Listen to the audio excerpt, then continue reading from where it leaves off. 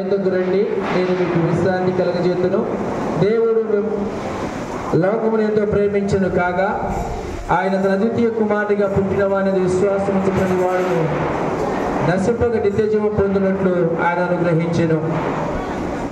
పాపులను రక్షించడం క్రీస్తు లోకమునకు వచ్చిన వాక్యము నమ్మదగినది, పునరాంగీకారం యోగ్యమై ఉన్నది.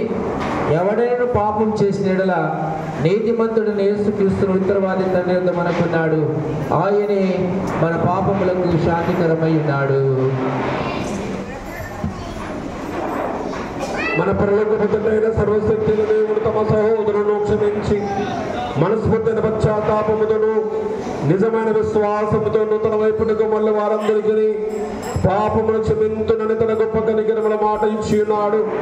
ఆయన మన ప్రభువైన యేసుక్రీస్తు నిమిత్తం మిమ్మల్ని కనికరించి మీ పాపములను క్షమించి వాటి నుండి మిమ్మల్ని విడుదల చేసి మీ నడతను దిద్దుకుంటూ తగిన సమయంలో సత్తులందరూ స్థిరపరిచి బలపరిచి నిత్య జీవమును తీసుకుని వెళ్ళుగాక.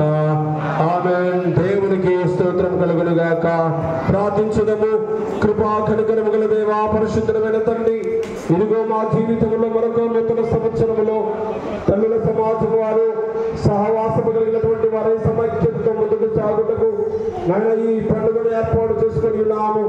ఈ పెద్దలపాలెం పాస్టేట్లోని దంతాలపల్లి సంఘములు జరుగుతున్నటువంటి ఈ శ్రీరమైత్రి పండుగను మీరు ఆశీర్వదించమని ప్రార్థిస్తున్నాం.